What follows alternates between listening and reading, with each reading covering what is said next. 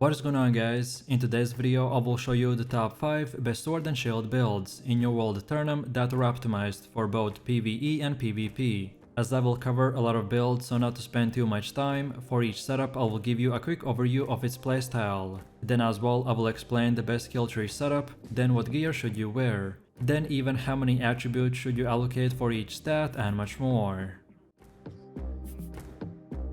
So then moving over to the first build, which is the sword and the warhammer. This setup focuses on crowd control and using your tankiness to do massive amounts of AoE damage while surviving huge amount of enemy hits. If you use the best kill tree build, then both of these weapons will synergize perfectly to allow for a flurry of abilities that will leave the enemy target staggered, stunned and knocked down over and over again. So as our job will be to prevent the enemy from moving, so then us or our team will be able to finish them off.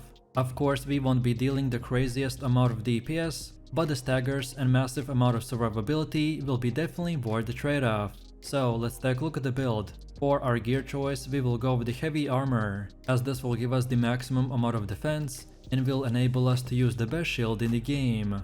Also, since our build's primary objective is to stun and tank, so going full heavy is a no-brainer. Next we have the attributes, and we want to get from 300 to 350 strength, then 25 focus and 300 constitution. No matter at which level or gear score you currently are, pretty much just split your attributes to half, so put 50 points into strength and 50 in constitution. Next up we have our setup for the sword and shield. This skill tree is more focused on holding the enemy's aggro, increasing our defense and speed, and of course most importantly giving us some of the best defensive tools as well. And then again, this is how it should look like for the warhammer. So then on the other hand, this setup focuses on increasing our AoE damage and locking down your targets. The warhammer has the best AoE potential in the game, and as a tank this is very useful for both PvE and PvP. So if you are interested in the best gear, perks, consumables and everything else, then keep watching until the end of the video.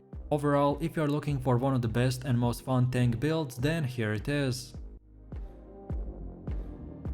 Next, let's take a look at another tank build, which is the sword with a spear. This setup has become very popular in the recent updates, as its playstyle is focused on being able to quickly initiate a fight on a single enemy, then put them into a crowd control combination, which then afterwards opens them up for a huge amount of damage opportunity. This build has an amazing survivability, and he can pretty much outrun just about any enemy. So let's take a look at the setup. For our weight we have two options. So go full heavy or maybe decide to go with medium armor, as this build has quite a lot of CC and mobility, so you're not required to go full tank. However, I personally recommend to go with the medium armor, as this build has two ways of playing it. So be a tank with a high CC or be a melee bruiser that is super annoying and can do huge amount of DPS. The latter option has higher risk but also higher DPS, and just overall in my opinion is more fun. Next we have the attributes, and we should get 350 strength, 250 dexterity and 50 intelligence. But if you decide not to go all in on DPS, then you can sacrifice 100 dexterity for 100 constitution. Then next up we have the skill tree, and this is how it should look like for the sword and shield. This layout is focused around high bursts of DPS and survivability, while this is how it should look like for the spear. And this weapon's main focus is on crowd control and locking down the enemy as much as possible. So if you're looking for a super fun and CC oriented build, then here it is. So moving over to the next build, which is the sword and the hatchet. This setup's main focus is on utilizing its high mobility and crowd control of the sword and shield, while from the hatchet you will be able to kill priority targets, have very incredible survivability, and then escape from danger. This build can initiate a surprise engagement and then get the target caught in a crowd control loop that will most likely result in their death. If you're looking for a very strong PvE and PvP build, then here it is. So let's take a look at the build. For our gear choice we will go with the heavy category, as this will give us incredible amount of defense, which we want to get as we are mainly a melee bruiser tank. There are also some players that prefer to go full bruiser and switch to the medium category. However, this specific setup is built to withstand very hard enemy hits. Next we have the attributes, and we should get from 350 to 400 strength, then 100 dexterity, then 25 focus, and finally 150 constitution. Then next up we have the skill tree, and this is how it should look like for the hatchet. So this specific layout was structured around using the best skill in the game, the berserk mode, and then just buffing and supporting it with as many perks and other secondary skills as possible. Because of this setup we can do both, so be a melee bruiser or a full tank, and if you play it right then we will never die. And then again, this is how it should look like for the sword and shield. So with this one we increased our mobility even further, and buffed our hatchet weaknesses, which is not enough CC and backstab. Our primary objective will be to use sword and shield for defending and taking on enemy damage, and then switching to the hatchet for huge amount of damage and to catch or run away from the enemies. Overall, if you're interested in the best gear, perks, consumables and everything else, then keep watching until the end of the video. And if you're looking for super fun and high damage and high mobility sword and shield build, then here you go. Next up we have the sword and shield with the void gauntlet. This is a very off-meta build which solely focuses on the void gauntlet to act as a support damage role that provides great group utility and self-sustain. The damage from the void gauntlet is lackluster compared to other PvE builds, but this can be a fantastic option for tanks that are looking to play as the 4 DPS, or just quickly fill into a DPS role when required. This setup can also be played in PvP, but mainly is structured around using in PvE. And then on the other hand, we will switch to the sword and shield to withstand the enemy damage, use our crowd control on the targets and just overall control the battlefield. So in short, this is a very powerful tank support build. And now let's take a look at the setup, and for our weight we are again going with the heavy armor, as in my opinion almost all sword and shield builds should always go full heavy, unless you are trying to be a melee bruiser, but for that you need super high endgame gear and skill to be in close range, while not having the greatest survivability options at your disposal. Then as far as attributes, we want to get from 300 to 350 strength, then 100 intelligence, then also 25 focus, and finally 200 constitution. These stats are adjusted to decrease our cooldowns, increase our sword and shield damage, and just overall give us good damage, while not sacrificing our amazing survivability at the same time. Next we have our skill trees, and this is how it should look like for the void gauntlet.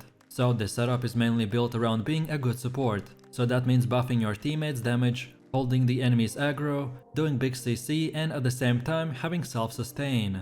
And then again, this is how it should look like for the sword and shield. So this setup is meant to give you a great mobility, so you can keep up with your teammates, while at the same time doing good damage and contributing to your team damage and buffs. If you're interested in the best gear, perks, consumables and everything else, then keep watching until the end of the video. Overall, if you're looking for an off-meta tank build which is very powerful, but not that popular in the current meta because of how complicated it is to build this setup, then well, here it is. Then next up we have the sword and shield with the greatsword. This setup is a very fun and powerful melee bruiser, which can deal significant amount of damage while also survive very tough enemies. In this build, the greatsword is a powerful DPS tool with impressive cleave damage, making it a strong choice for dealing with groups of enemies. While then on the other hand, by using the sword and shield, it is the backbone of our playstyle, which we will use for mobility, defense, CC capabilities and much more. So with that said, let's take a look at the build, and for the weight we will go with the medium category. This will give us the perfect balance between dealing damage and having great survivability. Next we have attributes, and we want to get 100 strength, then from 300 to 350 dexterity, then 25 focus and finally 200 constitution. To see a full stat breakdown and how I got all of these numbers, you can look down here.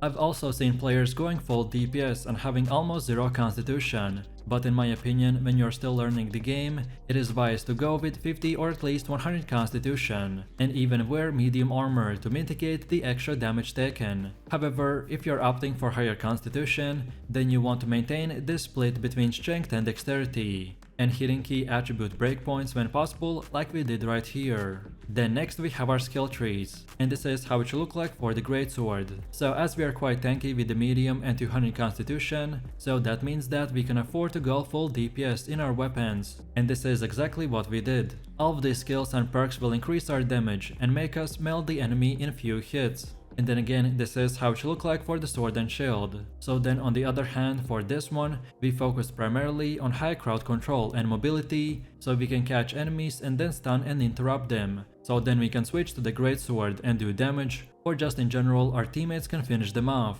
Overall, the sword is a very powerful weapon, and these skills will boost his potential to the max. And then for the last and final part, let's take a look at the best gear, buffs and consumables that pretty much all builds could use. And remember that this is just an example. So as far as armor goes, of course slowly but surely, you want to get to 725 gear score. And for your medium or heavy armor, you always want to use the opal gem on your gear. And if you can, then try to get these perks like health, refreshing and freedom. Then as far as your weapons go, use the allocate gem on all of your weapons. Besides if you're being the main tank in PvE, as in that content you want to equip the Carnelian gem to taunt the enemies. And then for weapon perks, try to get keen, vicious and refreshing move, or anything else that will give you more health.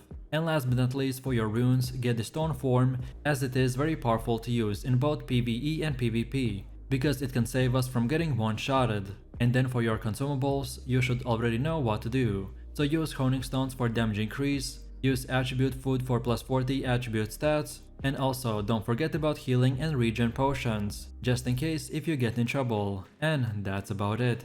So if you enjoyed this video, click like, subscribe and comment. If you're interested in more content, then check out my channel and I will see you in the next one. So take it easy, peace.